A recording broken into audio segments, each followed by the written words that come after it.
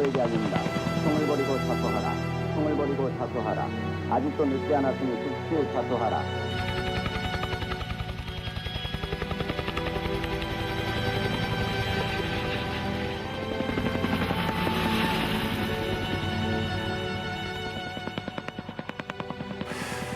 대학에 가면서 그 광주에서 어떤 일이 있었는가에 대해서 듣게 됐고 알게 되고 그 뒤로 제 젊은 시절은 그야말로 이제 광주가 뗄래야 뗄 수 없는 그런 젊은 시절을 보냈는데 벌써 이게 40년이나 지난 일이 됐고 5.18은 우리 대한민국 국민 모두의 역사고 어떤 의미에서는 또 살아있는 자들에게는 모두 부채, 채무이기도 하고요. 이 안에서 마지막까지 남아 계셨던 분들의 그 이야기들, 내가 어떤 이야기를 여기에 보탤 수 있을까? 5.18을 우리가 어떻게 생각하느냐는 오늘 우리가 살아가는 모든 문제에 대한 되게 중요한 해답점, 열쇠라고 좀 생각하고 이번 과정을 통해서 다시 한번 또 살아있는 현재화된 5.18 얘기를 한번 해보자. 사실은 저는 이미 많이 멀어진 일이다라고 생각했었고 감각적으로 느꼈었는데 막상 그 현장에서 그런 것들 보면서 아직도 저와 혹은 우리들과 이렇게 아직 이렇게 붙어 있다 이런 느낌을 받아서 좀 충격적이었어요. 우리가 흔히 서울의 봄이라고 불렀던 그 짧았던 봄, 그 봄이 허무하게 그 무너져 내렸던 역사의 현장, 그 현장이 결국은 광주로 이어질 수밖에 없었던 그 맥락들, 결국 80년 5월 광주에서의 그 역사가 87년 서울에서 재현됐고 그 흐름이었다는 것이 현장에서 너무 절절하게 와닿았었죠. 부산과 마산이 4.19랑 5.18의 진짜 가교였다라는 사실을 그렇게 솔직히 말해서 인지했던 적은 없었거든요. 근데 그때 그곳에서 꿈꾸고 싸웠었던 분들과 대화를 나누고 고매한 역사학자들의 이론적 서술이 아니라 진짜로 한국이 살아있는 민주주의 역사구나라는 것을 발견했습니다.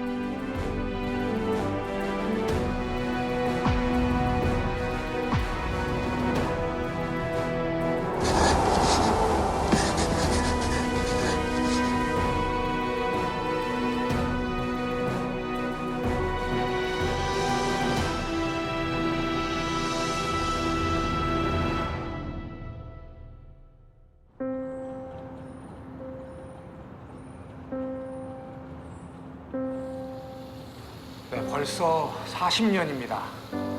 그런데 한편 이런 생각도 듭니다. 고작 40년 전의 일이다. 국가가 국민을 향해 총을 쏘았고 그 국가 폭력과 시민 저항에 바로 그 현장에 우리가 지금 40년 만에 앉아 있게 되네요. 도저히 그 믿겨지지가 않잖아요. 그렇죠. 그런 일들이 있었고 그것이 뭐 40년이란 세월이 어떻게 각자 인식될지 모르겠지만 그다지 길다는 생각이 안 들어요. 그때 보았던 신문 또는 TV 뉴스 이런 것들이 다 기억이 나요. 그리고 뭐 폭도들이 뭐 광주를 뭐 장악하고 이렇게 보도했던 그 보도들.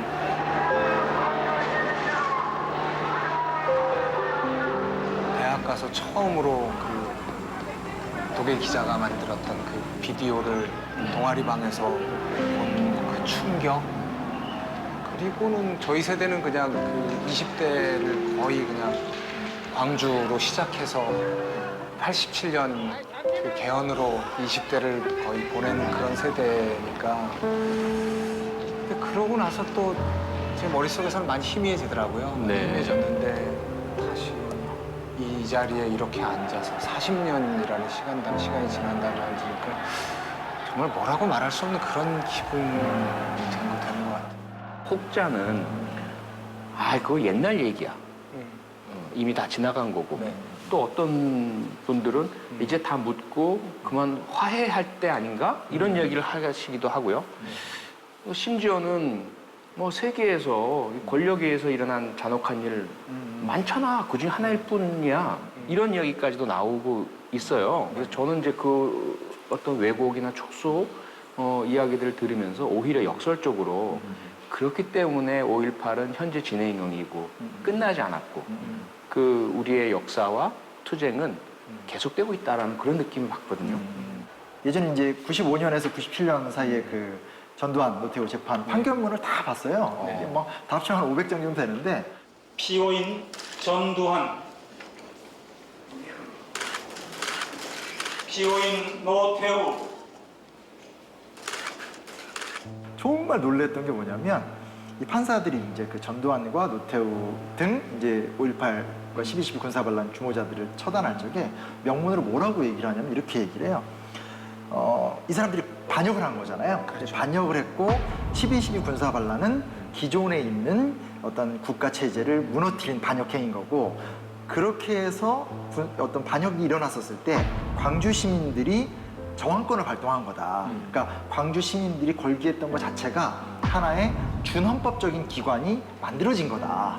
엄청 전향적인 해석이었네요. 그래. 그러면서 그거를 또 짓밟았잖아요. 그러니까 이중 반역을 했다라고 1심, 2심, 3심에서 계속 반복적으로 얘기를 하더라고요. 그러니까 사실은 거기 이미 좀 대답이 있는 거죠. 네. 그래서 이 주제는 우리가 과연 국가는 무엇인가?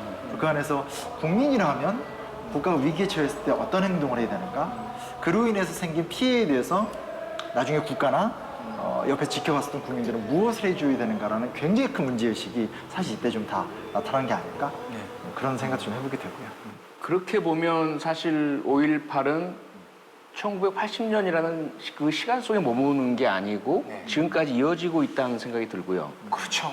그리고 지리적으로도 광주에 국한된 것이 아니라 우리 대한민국 전체의 이야기라는 생각이 들거든요. 그래서 그런 의미에서 저는 서울, 김일성 배우님은 광주, 네. 심용환 역사학자님은 부산과 마산을 다녀오셨잖아요. 뭐라 하나 산 역사를 보고 왔다? 아 이게 다 연결되는구나. 그러니까 그냥 뭐 이거는 뭐 부산에서, 저거는 마산에서, 이건 광주에서 그게 아니라 다 연결되는 거네. 정말 이게 민주화 운동 역사라는 게 다 뭉쳐지는 거구나. 이런 걸 좀 구체적으로 확인하고 왔어요. 부망쟁은 또 다른 의미가 있는 게 그야말로 18년 철권 통치가 유지되고 있던 그 와중에 이런 그 생각지도 못한 그때까지는 생각지도 못한 대규모 시위가 그곳에서 벌어진 거잖아요.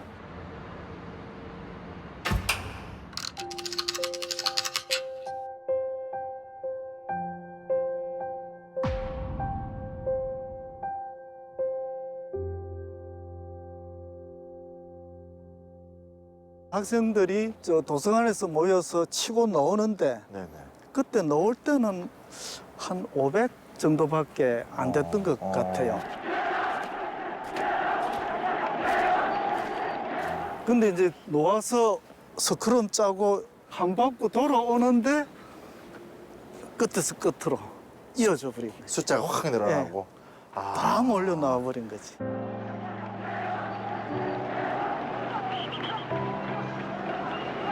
그 인원이 그때만 해도 한 7, 8천 정도.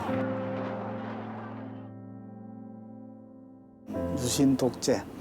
그 과정에서 그 피해를 보는 사람들에 대한 이야기 또는 데모하는 이야기.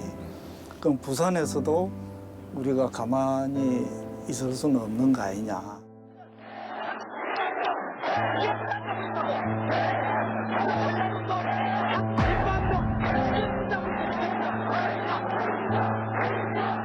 근데 그게 이제 체류탄 쏘고, 체류탄 쏘면 뭐 차내고 이렇게 하는데 그러다가 마지막에 저쪽에서 백골단이 치고 올라오더라고. 그 이제 몽둥이들 이까지 이제 올라오면서 요 주 대호가 이제 흩어져 버렸는데 워낙 인원수가 많으니까 자기들도 진입을 더 못하잖아요. 그래서 우리는 이제 흩어졌다가 한 1000에서 2000 정도가 저리 빠져나가고 나머지 한 2000명이 요 밑으로 벽을 밀고 나가고 그래서 다들 여기서는 무조건 시내로 가야 된다. 저는 남포동까지 갔었어요. 경찰들이 이제 쫙 깔리는 상태인데 사람들이 계속 모이니까 이거는 이제 일이 벌어지게 돼 있는 거지.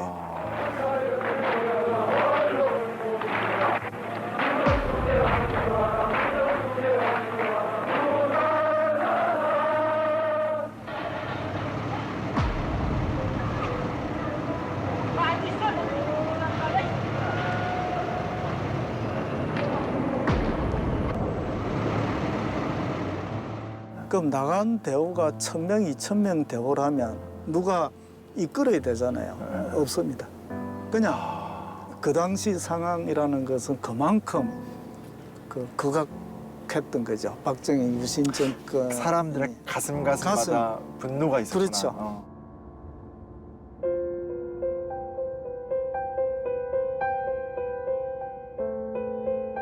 우리가 이제 10월 22일을 디데이로 잡고 계획을 쫙 다 짜놨었어요. 그게 이제 갑자기 이제 10월 16일 날 부산에서 터져버리는 바람에 우리가 그걸 알게 된 건 10월 18일이거든요. 그날 당일날 아, 이틀 지나서 알게 예, 됐구나. 알게 됐어요.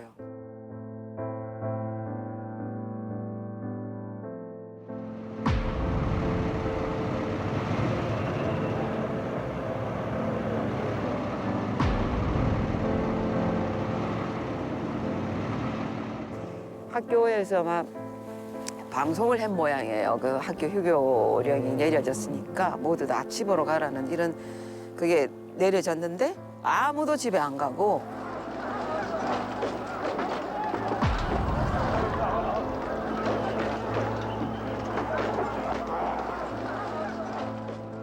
이게 민주주의가 아니라는 사실을 우리가 지금 외치지 않으면 안 된다라는 요지로 이제 연설을 했고 내가 지금 이 역사를 당장에 바꾸지는 못할지라도 내가 하는 데까지 간다. 우리가 어떤 불씨만 당기면 시민들이 가만히 있지는 않을 것이다.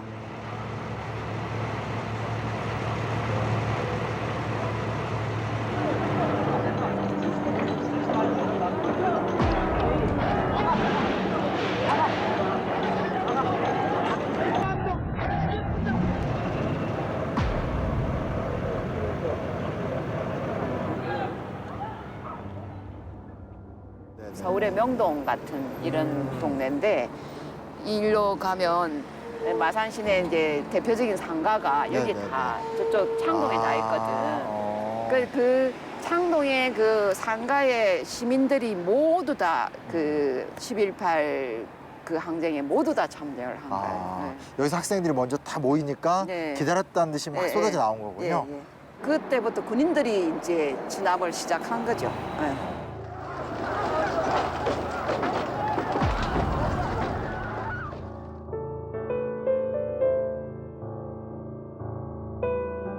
경찰이 때리는 거하고 군인이 때리는 거하고는 감옥도가 달라요.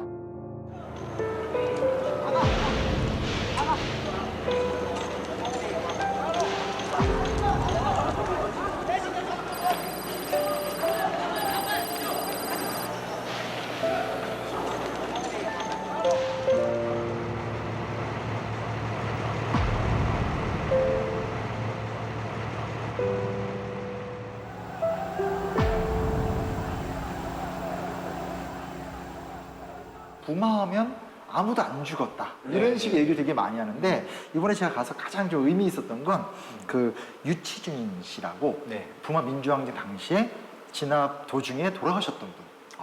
근데 그게 이제 40년이 걸려서 최근에 와서 희생자가 맞다라는 게 이제 이번에 확인이 됐습니다.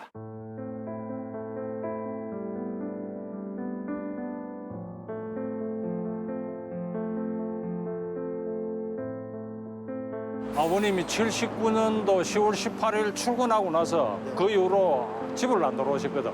우리는 경찰서, 유치장, 교도소, 마산 의료원, 어머님하고 안 다닌 데가 없죠. 그래가 거의 보름 있다가 경찰이 저희 집을 찾아왔습니다. 아버님이 사망했다고.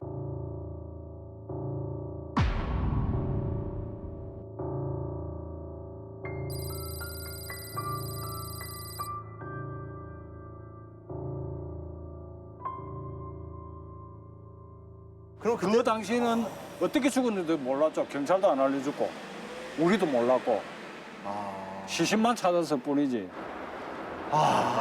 그래서 그럼 맨 처음에 이제 알고도 어떻게 보면 이제 진상규명 요구도 못하고 그렇게 뭐 국가에 신고도 못하고 그런 상황이 이어졌던 거예요? 말을 뻥끗 못하는 시대야. 그때 괜히 또 선생님한테도 큰 피해를 그렇지. 그러니까 어머님도 말로 못했고 우리한테 배울까봐.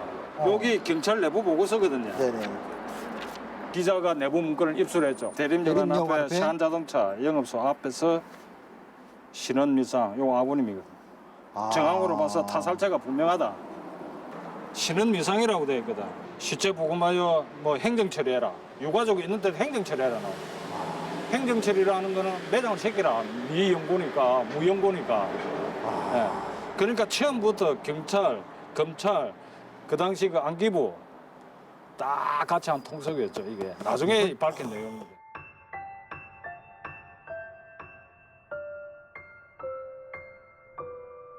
결국 그 부마항쟁은 이 가혹하게 진압이 경치 군경을 통해서 이루어졌는데 그게 아이러니하게도 박정희 정권을 무너뜨리는 그런 도화선 역할을 했지 않습니까?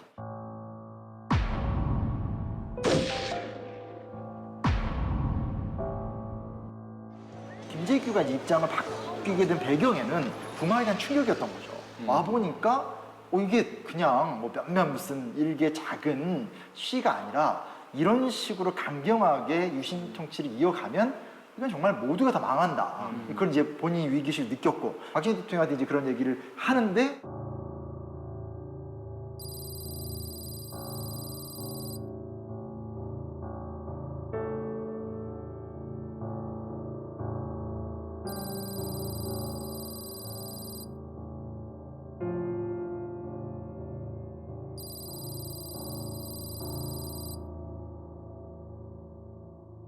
김재규 입장에서 되게 당혹스러운 거잖아요. 이건 현실을 모르는 반영. 그러니까 사실은 부마 민주항쟁이 없었으면 김재규의 돌발적 행동이 있을 수가 없었다라는 거. 그러니까 결국 부마가 박정희를 무너뜨렸다라는 거. 이건 좀 정확하게 얘기를 할 필요가 있는 것 같아요.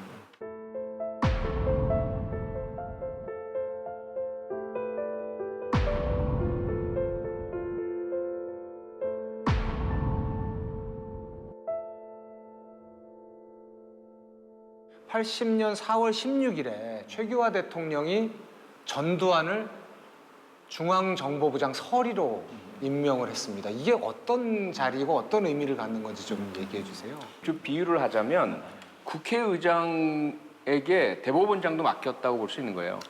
최규하 대통령 당시 그분이 스스로가 원해서 이렇게 할 수는 없다라고 볼 수 있는 거죠. 그러니까 이미 4월 16일에 전두환은 대한민국의 모든 권한을 다 권력을 다 쥐었다라고 볼 수 있는 그렇게 밖에 볼 수밖에 없죠. 거기에 대해서 그야말로 전국적으로 저항의 움직임이 있었지 않습니까? 네, 이런 모습들은 학생들이나 시민들은 용납할 수 없었죠. 그래서 80년 5월에 다시 학생들이 거리로 나서게 됐고요. 그러다가 이제 5월 15일 날 서울역 광장에 10만 명이 문집했다. 그 당시로는 정말 엄청난 인원이 저희가 요새 거죠. 100만, 200만이 모여서 그저 네. 우습게 생각하는데 그 당시에 10만 명이면 정말 어마어마한 거였죠. 계엄하에 또.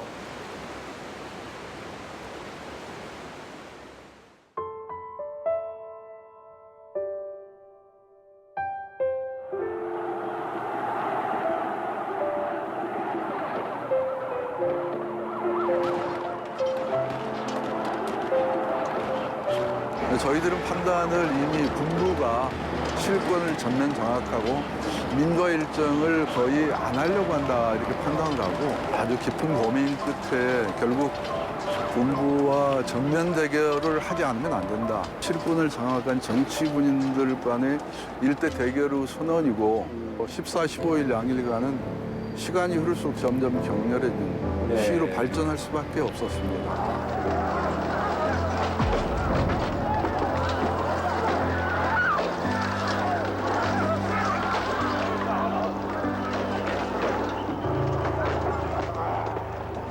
이 광장과 그다음에 저 남대문까지 쭉 사람들이 가득 찼고 고가 위에까지 전부 사람이 찼고 저는 저 남대문 앞에서 전투를 하고 있었어요. 거의 시경이 포위되어서 이렇게 막 학생들이 전진하고 있는 상황이었는데 갑자기 전투 경찰들이 전투를 멈추고 앉더라고 자리에 앉으면서 방송에서 사무방송이 들리는데 학생들은 철수하기로 했습니다. 철수하기로 했으니까 돌아가십시오라는 방송이 나오는 거예요. 그래서 제가 깜짝 놀래 지금 무슨 소리야?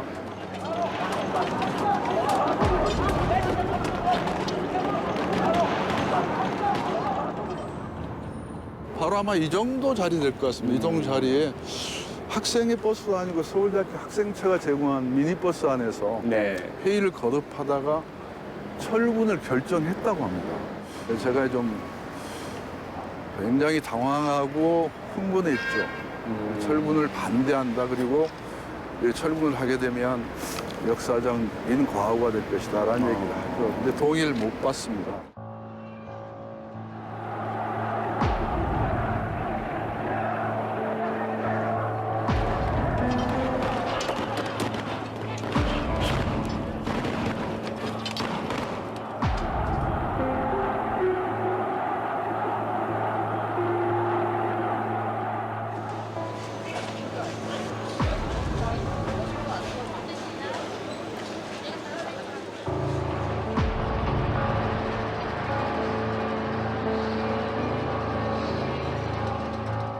(5월 17일) 밤에 비상계엄 확대를 결정하고 네. 전국 대학생들이 휴교령을 내리고 거기에다가 현역 부인들이 학원을 점령해버리죠. 네. 완전히 상황이 정리되어 버린 것입니다. 그리고 겨우 사흘 뒤에 이 광주 5.18 이 일이 벌어진 거니까 거기에 대한 아쉬움과 일종의 죄책감 같은 것은 어쩔 수 없이 따라올 것 같아요. 그러니까요. 그 과정을 보면 이제 15일 날 그렇게 갑자기 회군 결정이 내려지고 다음 날인 16일은 전국이 조용해집니다. 네. 원래는 전국의 모든 대학에서 학생회에서 다 같이 일어나기로 약속이 돼 있었는데 동력이 확 사라진 거죠. 동력이 사라지고 조용해져 버리죠. 오직 이곳 광주에서만 16일 날 시위가 일어나요. 특히 요 앞에 바로 전남도 총합 광장에서는 5만 명이 운집을 합니다. 5만 명? 예, 시민 학생 5만 명이 운집을 해서 민족 민주화 성회라는 걸 이어가게 되는데 대단히 놀라운 건 뭐냐면 최루탄 하나 발사되지 않았고요. 경찰이 소위 말하는 진압을 하지 않았습니다. 그 상황의 특수성을 좀 이야기해주는 두 명의 인물이 있거든요. 한 명은 박관현, 당시 전남대 총학생회장. 네, 그리고 한 명은 당시의 전남 도경국장, 전라남도 경찰국장이죠. 안병하. 이 두 분이 만나서 합의를 했다고 해요. 먼저 박관현 전남대 총학생회장의 요청으로 우리 전남대 학생들 그리고 광주 시민들이 평화적으로 시위를 할 테니 경찰에서도 시위들을 보호해 주면서 평화적으로 질서 유지를 해달라. 그 요청을 안병하 전남 도경국장이 받아들이고 그래서 16일 날 평화적인 시위가 이루어졌다고 하거든요. 그 경찰이 무엇이냐, 어떤 존재여야 하느냐. 경찰의 본래 역할은 국가 권력의 무조건적인 굴종을 하는 것이 아니라 국민의 생명과 안전을 지키는 것이다.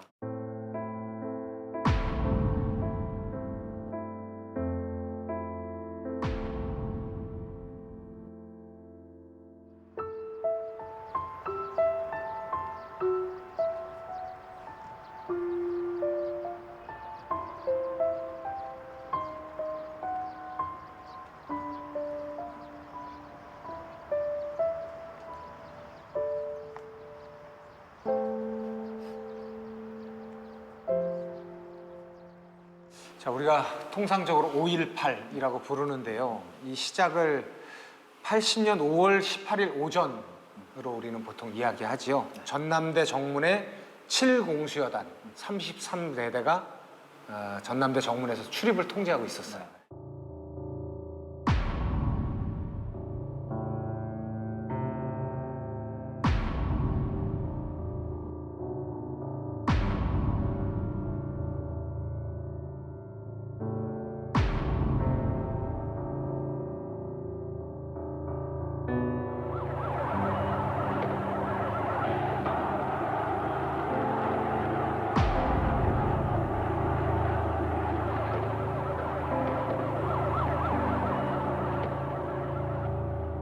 이날 바로 최초의 사망자가 발생을 했어요. 그 28살, 당시 28살이었던 김경철 씨. 이분은 농아였어요. 말하지도 못하고 듣지도 못하는. 그래서 이 공수부대에게 둘러싸였을 때 신분증을 보이면서 근데도 말을 못한다는 이유로, 대답을 못한다는 이유로 이 공격을 당해서 그래서 바로 이 첫 번째 죽음이 가장 무차별적인 폭력에 의한 그런 마치 그 무차별적 폭력을 웅변하는 듯한 그런 죽음이었어요.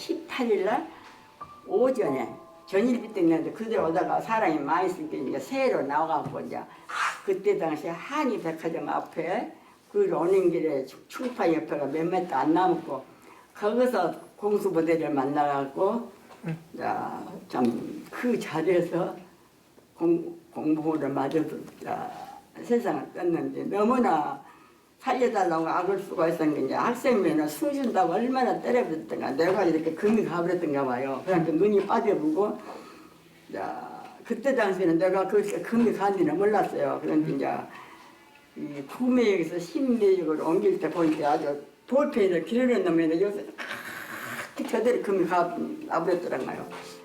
좀 믿을만 하면 그 모골이 닿지만 다시 그때 그 악몽이 시달리고 이제 그런 생각이 나고 다시 그 참 살해생전에 자식들을 먹이고 잘못하고 이런 것을 생각하면 너무 마음이 아프고 참 너무 슬프고 아픈 게요. 그 군인들에게 도대체 무슨 일이 일어난 걸까? 네. 그 군인들도 같은 나이 또래 같은 청년들이고 그들의 부모들도 계시잖아요. 근데 대개 우리가 말을 못하고 듣지 못하는 장애인이다. 그리고 그걸 뭐 증명서까지 보여준다고 하면 일반적으로는 아 그랬어 내가 미안해 몰랐어 라는 반응이 나오잖아요. 근데 그 당시에는 그렇지 않았던 거죠. 그들에게 정확하게 어떤 명령이 하달되었는가, 누가 그렇죠. 그 명령을 했는가, 네. 그리고 그들을 그 군인들은 어떤 심리적 그 상태까지 몰아넣었었는가, 네. 이것에 대한 것도 정확하게 밝혀져야 될 것 같아요. 맞습니다. 현재로서 사실 진짜 그 부분이 안 밝혀졌기 때문에 결국 이제 추론밖에 못하는 것 같은데 약간 다른 학습이 됐던 것 같아요. 그러니까 무슨 얘기냐면 우리는 부마에서 유신을 무너뜨렸고 5.18에서 또 새로운 이야기를 만들어갔다. 이게 이제 저희 같은 평범한 사람들의 결론이라면 당시에 소위 말하는 진압하는 사람들 입장에서는 아 이렇게 하면 진압이 되네? 이걸 느꼈던 것 같아요. 왜냐면 이제 군이 들어와서 상황을 수습한 게 어찌됐건 부마잖아요. 그러니까 부산과 마산에서 경찰 병력으로 도저히 안 되니까 군이 들어왔고 최근에 밝혀진 사실이지만 그곳에 김재기만 왔던 게 아니라 전두환도 왔었다라는 거 또 최근에 밝혀졌었는데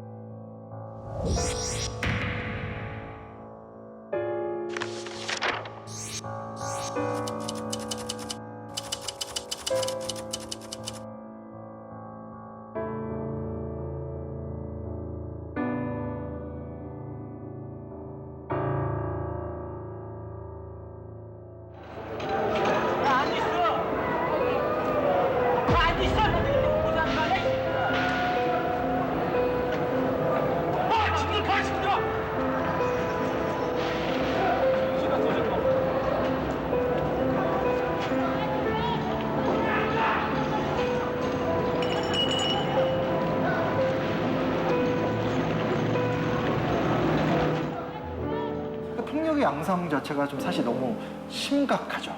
보면 뭐 이미 뭐 19일부터 군인들이 이제 대검 이미 착검한 상태에서 이렇게 찌른다라는 이야기들이 곳곳에서 이제 목격되고 보도가 되기 시작했고 택시 가는데 택시 세운 다음에 열어서 대검으로 찔러 죽였다라든지 그날 결혼식 한 부부를 향해서 폭행을 가했다라든지 뭐 30여 명 넘는 그 젊은이들이 그냥 마구잡이 잡아서 옷 다 벗긴 다음에 빤스 차림으로 묶어놓고 있다라든지 이런 장면이 이미 당일날부터 나타나기 시작하거든요.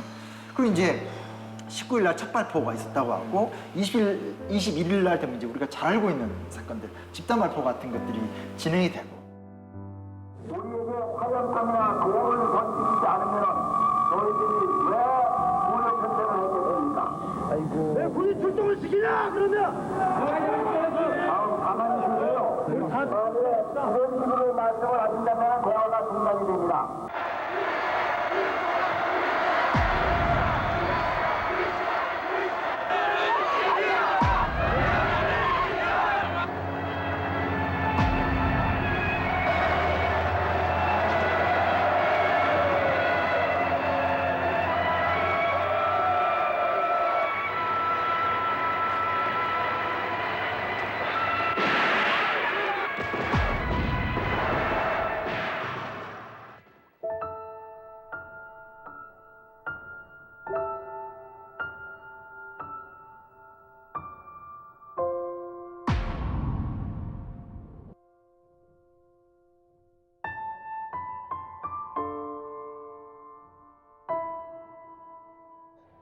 내가 언제를 갚겠습니다. 저는 제가 조지라서 죽여버리거든 이 개새끼가.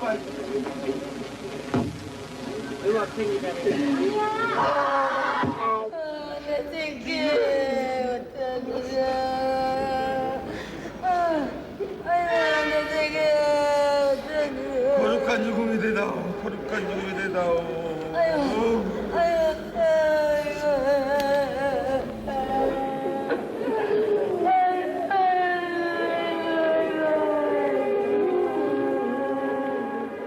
아니 국가 간에 전쟁을 한다고 해도 상대방 국가의 시민들에게 이런 일을 하진 않잖아요. 그러니까 과연 그때 80년 5월 광주에 국가라는 것이 존재했는가 우리 국민들에게 그런 생각을 해보게 돼요.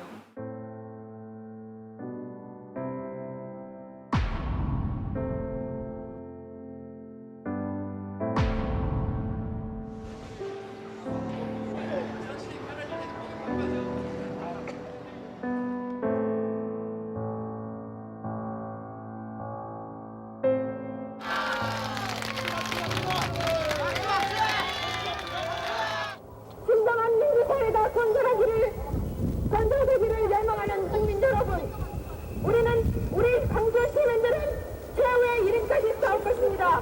이 성전에 여러분 함께 동참하여 주십시오.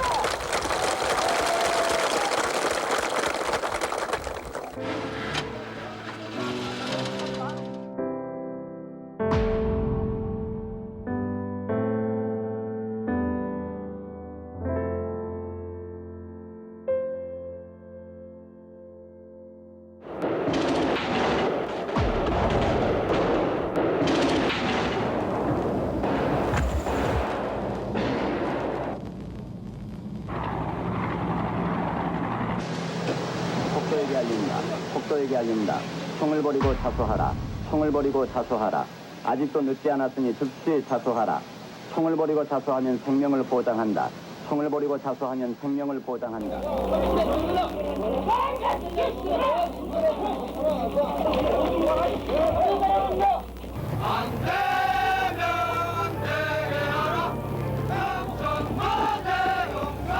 전남북 계엄본부에서 알리는 말씀입니다.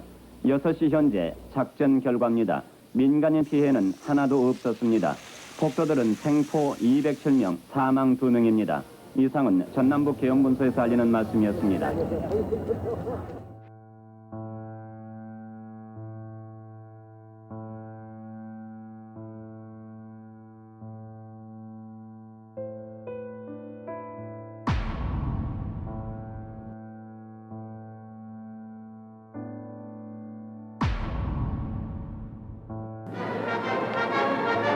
새 시대 새 역사의 장이 펼쳐진 1980년 9월 1일 나는 국권을 준수하고 국가를 보위하며 국민의 자유와 공의의 정진에 노력하고 온 국민은 이날 밤하늘을 수놓은 오색 불꽃과 함께 민주복지국가를 향한 새날을 기응축했습니다. 그 피를 딛고 이제 전두환 정권이 들어서서 그야말로 폭압 통치를 했는데 아이러니컬하게도 이 광주의 불씨는 전두환 정권이 들어선 그 직후부터 꺼지지 않고 계속 불타올랐어요. 작지만 광주의 진실을 알리는 것이 곧 민주주의를 위한 투쟁이 됐었고 수많은 대학생들이 그 광주의 진실 한마디를 이야기하기 위해서 투신하고 분신하고 하면서 그 죽음으로써 광주를 알렸고 그래서 광주에 빚을 졌다는 그 마음을 모두가 드러내지는 못했지만 그 마음이 그 민주주의를 위한 싸움의 씨앗으로서 전국에서 존재하지 않았었나 그리고 커지지 않았었나 그런 생각이 듭니다. 제가 부산 갔었을 때 부산 이제 카톨릭 센터에 가면 우리가 피해를 본 곳은 아니지만 우리는 연대의식을 갖고 있고 그리고 민주화에 대한 열망을 포기하지 않겠다 이 마음이 계속 쌓이다가 87년이 되면서 되게 큰 용기를 내는 거죠. 카톨릭 센터에다가 이곳에다가 5.18 사진전을 한번 해보자. 대단한 용기가 필요한 일이었을 텐데. 근데 더 그 다음에 놀라운 사실은 뭐냐면 마치 기다렸다는 듯이 사람들이 계속 줄 서서 밀려들어서 몇만 명이 그걸 다 보고 가.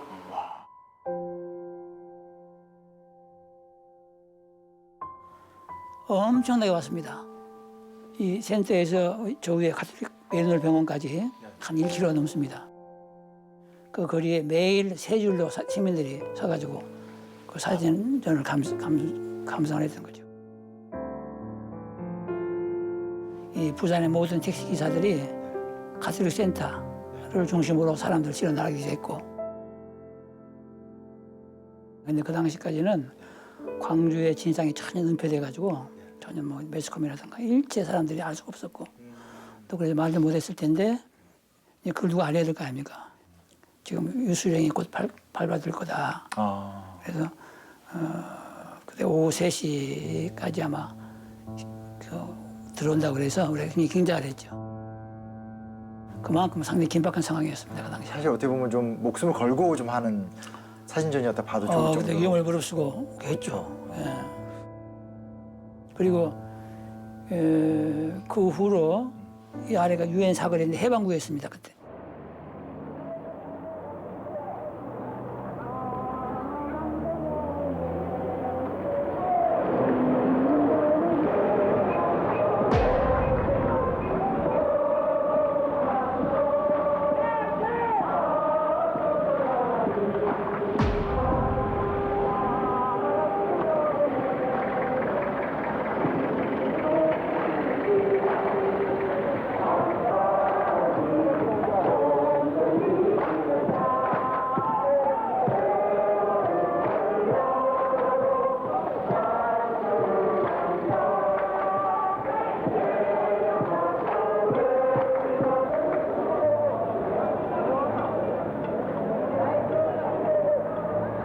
서면에서부터 부산역까지 시민들이 매일 저녁마다 몇만 명씩 모이는 겁니다.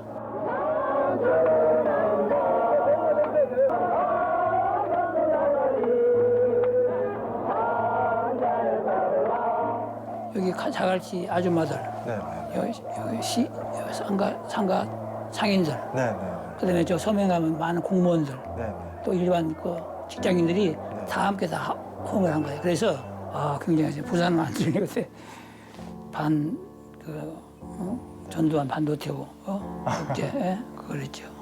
그리고 시민들은 용납을 못한 거지.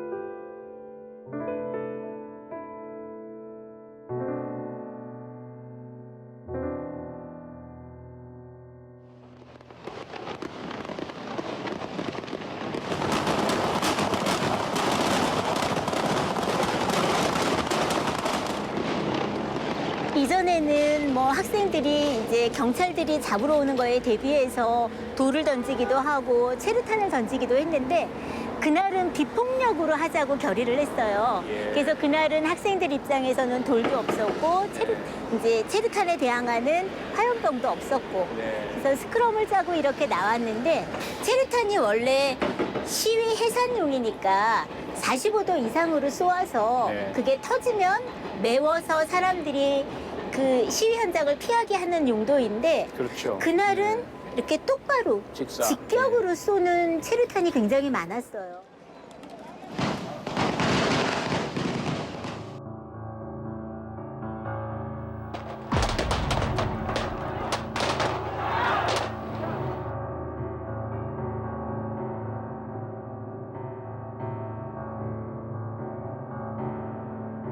이미 내사 상태에 빠졌다라고 얘기를 했어요. 그날 저녁에. 그래서 한여리가 내사라는 말을 듣고 제일 처음에 떠올린 사람이 박종철이에요.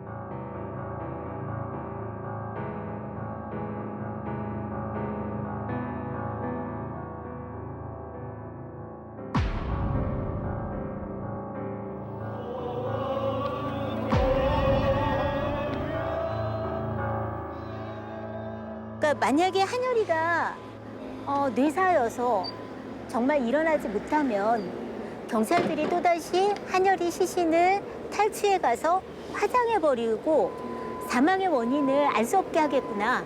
각 단과대학별로 한여리 병원을 지키는 그런 조를 짰어요. 한 7, 8명씩 조를 짜서 그날부터 한여리 장례식이 있는 7월 9일까지 24시간 하루에 연인원 500명 정도가 한 달 동안 24시간 동안 한여리 병상을 지켰어요. 그러니까 당시에 이제 경찰에서 흘린 말 중에 어떤 말이 있었냐면 체류탄에 맞은 게 아니라 뒤에 있는 학생이 던진 돌에 맞은 거다라는 말을 경찰들이 흘렸었어요. 그랬는데 이제 부검을 통해서 그 깨알 만한 크기의 7개 쇳조각이 나와요. 이 쇳조각이 체류탄의 그 연결 부위에 있는 쇳조각하고 성분이 일치한다는 게 밝혀지면서 체류탄에 의한 사망이라는 게 밝혀진 거죠. 한여리의 모습은 사실은 지연된 광주예요. 아, 지연된 7년 동안. 7년 동안. 예.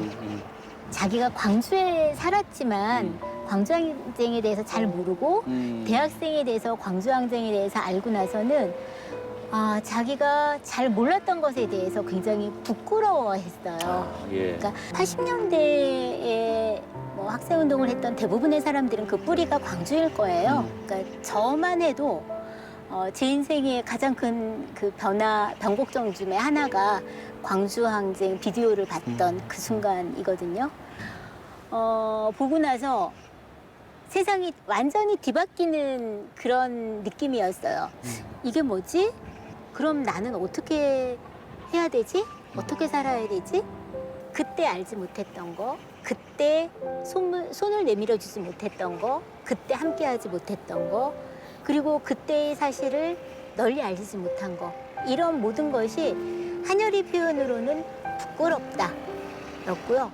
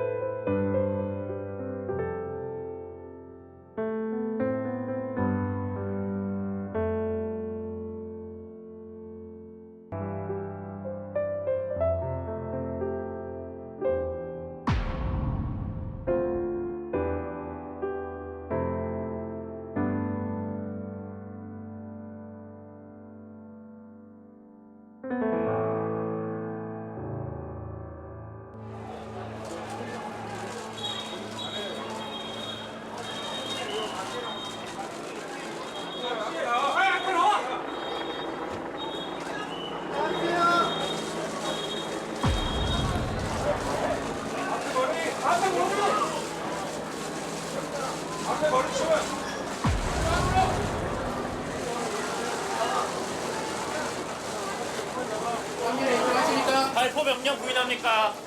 예리해. 발포 명령 사과할 생각 없으세요? 사과할 생각 없으십니까? 광주 시민들에게 사과하실 생각 없으세요?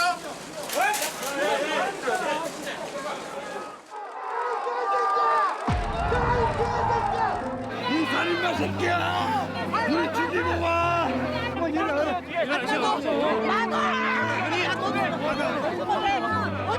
어디가 있어? 잠깐만요!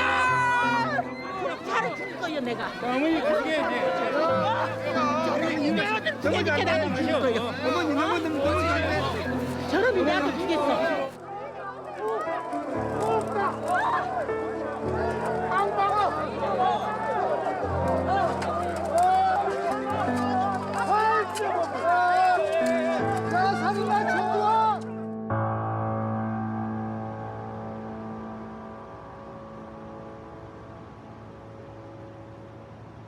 아무튼 전두환은 아직도 이 헬기 사격을 부인하고 있잖아요. 그것 때문에 이번에 재판이 열리게 된 거고, 그 헬기 사격의 증거인 건물이 통째로 증거물인 전일 빌딩 바로 이 앞에 있죠. 제가 방문을 했었습니다. 그곳에서 이제 국가수의 과학자 한 분을 뵀는데 이분 과학자로 안 하시는 그런 단어를 쓰시더라고요. 상식이다 이거. 상식. 닿을 듯이 가까이 있네요. 앞에는 건물 3개가 옛날에 도청 건물. 네. 과거의 사진들을 보면은 한 4.5층 높이에서 이렇게 헬기들이 나는 사진들이 이제 많이 이제 있잖아요. 네네. 주변에 이제 높은 건물이 없기 때문에 뭐 헬기가 비행을 하는 데는 전혀 이제 장애가 없는 그런 환경인 거죠.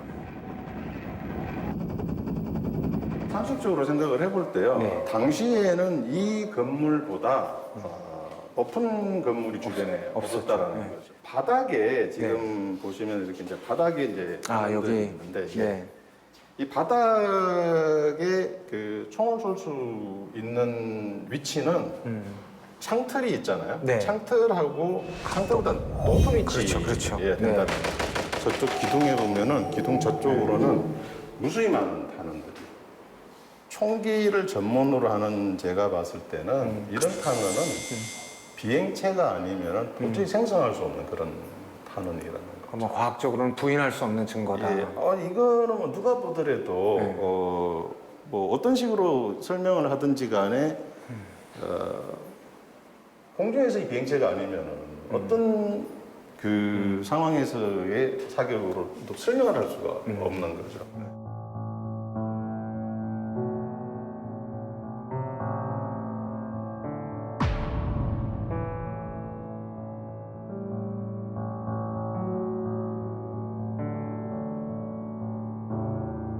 최근 헬기가 화제가 되니까 마치 이제 뒤늦게 밝혀진 사실처럼 보이지만 87년 그 유명한 청문회 때 있잖아요. 그때도 보면 문서 하나하나 뒤져보면 헬기 계속 나와요. 최근에 이제 분석된 자료 보면 황영 씨 같은 사람이 야 저기 코프라 같은 전투 헬기 띄워서 특정 지역에다 위협 사격해라 이런 명령문도 다 나오고 있고.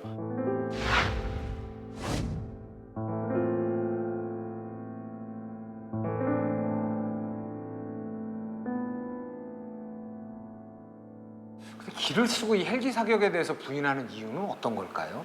그건 헬기 사격이 갖고 있는 의미가 너무 크기 때문이겠죠. 헬기에서 기관 단총을 쏜다. 이거는 군사작전 이외에는 없거든요. 이게 또 왜 절대 인정을 안 하냐면요. 이것도 한결 같은 건데 그 당시 그 사고를 쳐놓고 그때도 뭐 이렇게 기사 직접 보셨다고 그랬잖아요. 폭도들의 계속 얘기하는 핵심 주장. 이게 자위권이거든요. 자위권 발동. 그러니까 우리가 일부러 한 게 아니라 부득이하게 통제가 안 돼서 어쩔 수 없이 쐈다. 이게 그들의 변치 않는 논리예요. 근데 이제 헬기 위해서 쐈다는 건 이건 자위권 발동, 즉 개념이 아니에요. 도저히 어떻게 좀 조정해서 할 수 있는 게 아니니까 합리화할 이제 수가 없죠. 헬기 얘기를 계속 부인하는 것 같아요. 그 희생자 가족들 만나 뵈면은 정말 그분들에게는 이 일이 40년 전의 일이 아니라 그냥 지금까지 계속되고 있는 그냥 어제도 내 머릿속에서 되풀이되고 오늘도 되풀이되고 있는 일인데 말씀하시는 건 한 가지 진상규명, 책임자의 처벌. 아직도 그것이 제대로 되지 않았다고 느끼고 계시는 거니까.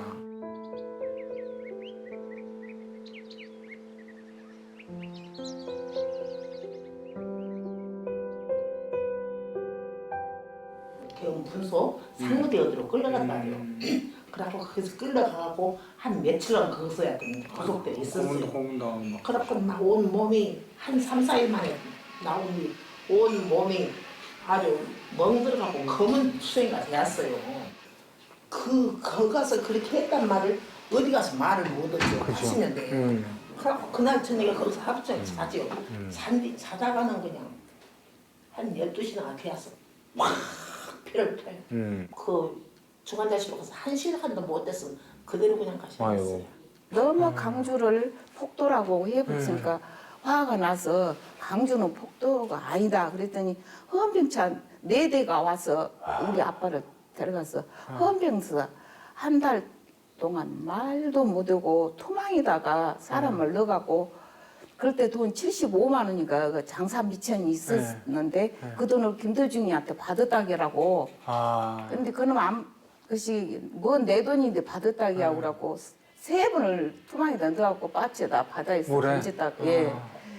그렇게 고문을 했다가는 나중에는 할 수 없이 받았다고 이제 했던가 봐요. 어두머둠해줘도 안 와요. 사진도 없어가지고 주민등록만 갖고 이제 그 상무대로 어디로 군인들 있는 데마다 다 찾으러 다녔어요. 31사단으로 가니까 정기봉 씨가 있대요. 그래서 있다고 온 게 말이라도 있다고 하니까 반갑더만요. 면회는 안 된대요. 면회는 안 되고 그래갖고는 집에다가 이제 데려다 놓으니까 완전히 사람이 멍해져갖고 사람이 앉으면 세수하라고 아침에 자고 밥 먹자고 세수를 하라고 물을 떠주면은 앉으면 못 일어나고 일어나면 하방 천지로 막 돌아다니면서 완전히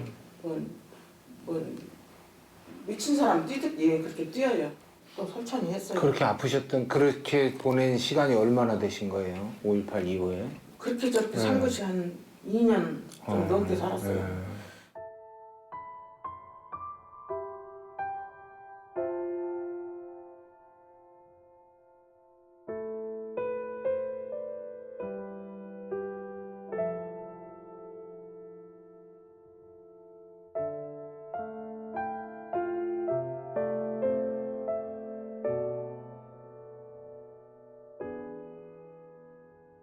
그럼 피해자 학에서 늘 그런 이야기를 하죠. 피해자의 치유, 피해자의 상처의 회복은 반드시 진실의 규명과 가해자에 대한 처벌이 있어야만 시작이 된다. 아, 그게 시작이다. 네.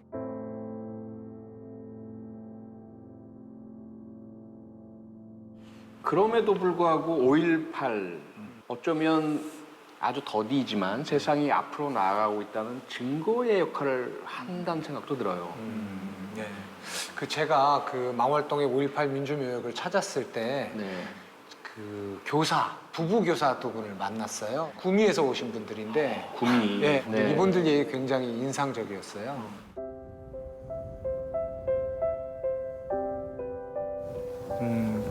진짜 학생들이 많네. 여기 문지학 열사가 마지막 27일 도청에 계셨던 도청 안에 계셨던 고등학생. 근데 저도 학교에서 학생들이 이야기를 열사들 이야기를 많이 하는데 아무래도 좀 가깝게 느껴질 수 있을 것 같아서 그 전에는 막 열심히 결심하고 맞아요. 막 그 좀 약간 긴장하면서 아이들한테 가르치고 그랬겠네요. 긴장도 하고 뭐 이렇게 책무감도 있고 이렇게 신규 때 5.18 계기 수업을 하고 나서 저한테 직접 말은 안 했는데 다른 동료 그 선생님이 따로 또 수업을 하셨더라고요. 5.18은 뭐 폭동이다 이런 식으로 하고 그럴 때는 정말 막 그런 자괴감 같은 거 많이 느끼셨겠어요. 그쵸. 또 사실 좀 겁도 나고 불안하기도 하고 또 그래도 또 그 다른 동료 선생님이나 관리자들은 괜찮은데 학생들한테 또 민원이 들어오거나 했을 때는 더 그렇죠. 답답한 마음입니다. 좀 근데 요즘은 좀 분위기가 좀 바뀌고 있나요? 어떤가요? 좀 희망적인 모습이 보이나요? 경복을 위한 변명을 하자면 아주 예외적인. 지금은 좀 많이 다른 것 같긴 해요. 이제 광주만큼은 아니지만 지금은 전체적으로 그러니까 사회적인 민주화가 성숙이 되면 학교 내의 민주화도 당연히 따라오는 것 같거든요. 그래서 좀 더 자유롭게 객관적으로 볼 수 있는 그래서 학생들이 느끼는 것도 좀 다르구나라는 걸 제가 작년에 또 느꼈거든요. 광주 밖에서 5.18에 관심 있는 뭐 학교에서 수업이든 여러 시민들도 이게 한국의 민주주의가 발전하는 여러 갈래 고리 중에 하나로 자연스럽게 그렇지 그렇게 되지 않을까? 좀 자유로워지지 않을까라는 기대감이 좀 생기고. 참 어떻게 본다면 제가 중학교, 고등학교 또 대학 다닐 때 광주 5.18은 금기. 그렇죠. 그리고 진상에 대해서는 알려지지도 않았고요. 심지어 뭐 북한 특수부대에 의해서 또는 광주 시민들은 폭도고 이런 것이 거의 정설인 것처럼 있었는데 분명히 아무것도 이루어진 게 없는 것 같은 느낌이 있지만 사실상 많은 변화가 서서히 일어나고 있다는 것은 사실인 것 같아요. 근데 아직까지도 이 5.18을 폄훼하고 그다음에 왜곡하고 그다음에 모욕하는 이런 일부 이제 그 극우 인사들이 있고 그야말로 그 이 긴 세월 동안 쌓여왔던 이런 반민주적인 폐단들 이런 것들을 깨끗하게 정리하지 않으면 다음 시대 먹거리에 대해서 고민하기 어렵지 않나. 이 고민을 더 해야 되지 않나. 그 다음에 그 다음 단계로 우리는 나갈 수 있지 않나. 그런 생각을 합니다. 그래서 아직까지 우리에게 민주주의는 굉장히 중요하게 해결해야 될 과제. 낡은 이야기가 아니라고 생각돼요. 저는 이제 역사를 오랫동안 공부하면서 죄책감이 생기더라고요. 그러니까 저는 솔직히 말해서 그냥 그 열매를 따먹는 거? 그거 앞에서 공부할수록 부끄러운 거예요. 근데 제 입장에서 그냥 어떻게 해서라도 계속 바른 역사 알리고 힘이 닿는 대로 좋은 제도 이런 선한 영향을 미쳐서 그런 비극적인 일이 좀 안 나도록 내 자식들과 내 후배들한테 안 나도록 그냥 그거를 향해서 더 좀 역사의 양심적인 삶을 살도록 좀 다름질해야 되겠다. 그냥 그런 거밖에 솔직히 없어요. 5.18은 어떻게 보면 우리 미래의 교과서라는 생각이 듭니다. 그 진실을 규명하고 정의를 구현하는 것도 마찬가지고요.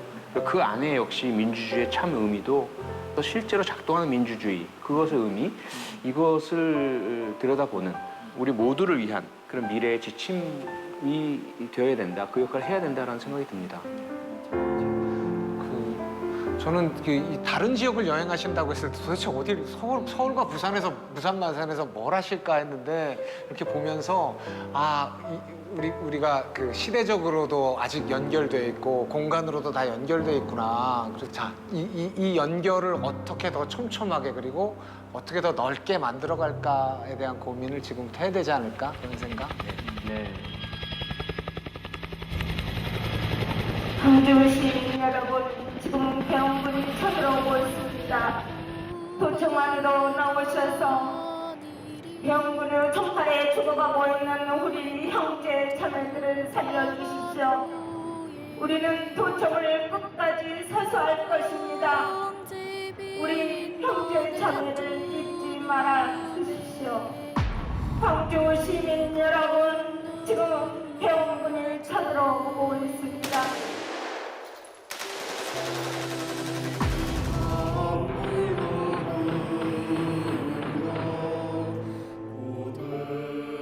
시지프스의 신화에 나오는 게 바위가 다시 굴러 떨어지더라도 그 다음에 또 다시 밀어 올릴 힘이 다시 또 언젠가 누군가에 의해서 또 나오겠지.